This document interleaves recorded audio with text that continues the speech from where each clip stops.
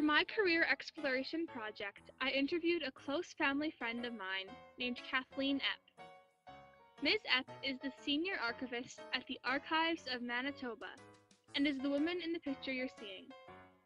Don't worry, I'll explain what an archivist is in a minute. Ms. Epp wasn't always interested in being an archivist. Originally, she was in a music program in university.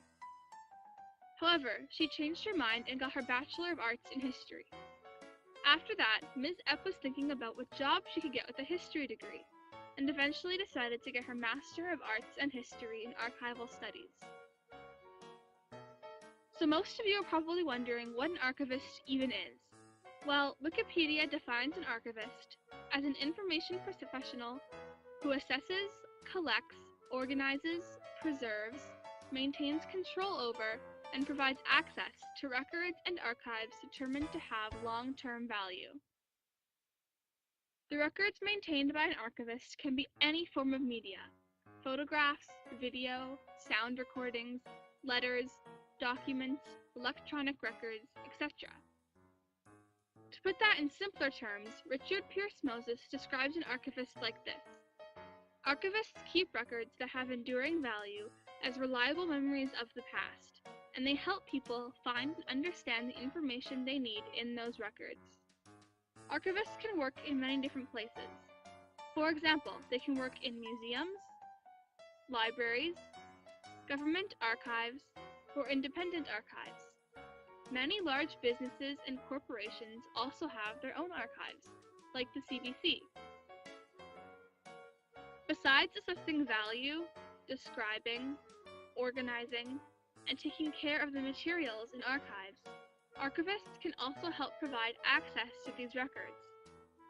There are a few different ways they can do this. They can set up exhibits of collections. They can have an online database of many of their materials. They can also help individuals who come to the archives find what they need and help explain the information found.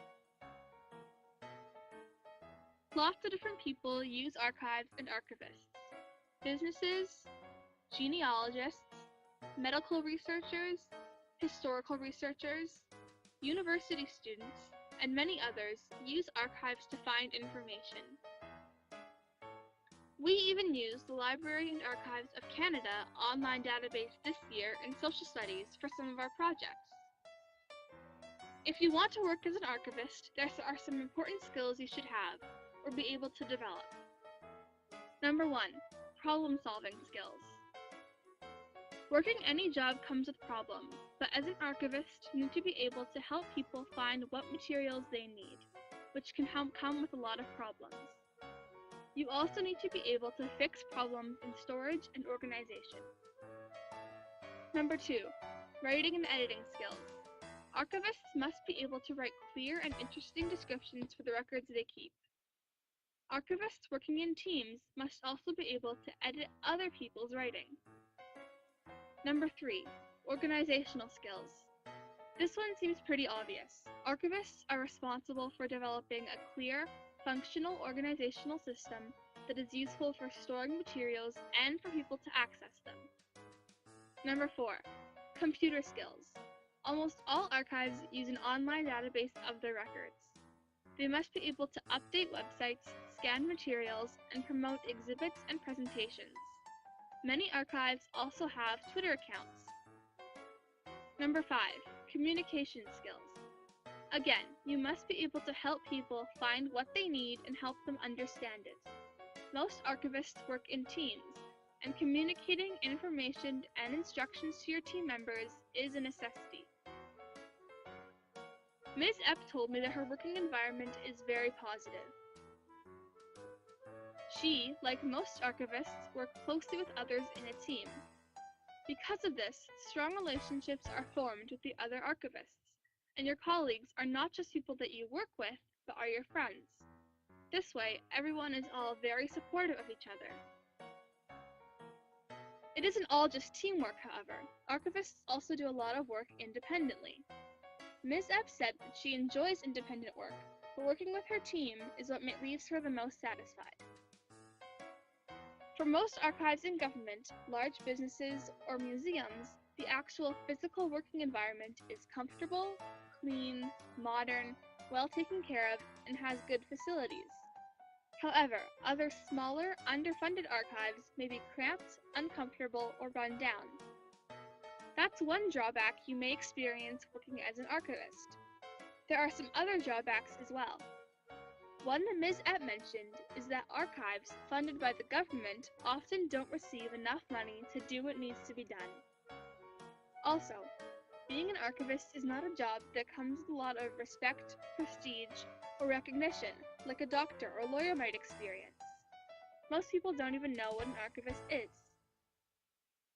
Archivists generally also don't make a fortune. Experienced or specialized archivists probably make really good wages, but usually archivists make an average amount of money. There are also a lot of really great positive things about being an archivist. You get to spend your days helping people. You have power in controlling what information people can access. You get to spend your days surrounded by important pieces of history. But something that Ms. Epp considered the biggest perk is that you get to work with people who are incredibly passionate about their job. Because being an archivist doesn't come with buckets of money or prestige, most archivists are in it because they love the history, the records, and the people. If you become an archivist, you'll get to spend work with people who love what they do and are excited about it. Ms. Epp says that her hours at her job as an archivist are another thing that she really likes. She has to work 7.25 hours a day, but she gets to decide when those hours are. She could work from 8 a.m. to 3:15 p.m. or from 10:15 a.m. to 5:30 p.m. or anything else as long as it is 7.25 hours a day. She likes these hours because it allows her to be able to be home when her daughters get back from school. She likes the flexibility and that she has a bit of control over her schedule. Ms. Epp also really enjoys that she doesn't have to work on Fridays because it makes her weekends seem longer. Ms. Epp's best, most exciting day as an archivist was when the Archives of Manitoba launched a huge World War I exhibit. It was launched in 2014 on the 100th anniversary of the start of World War I.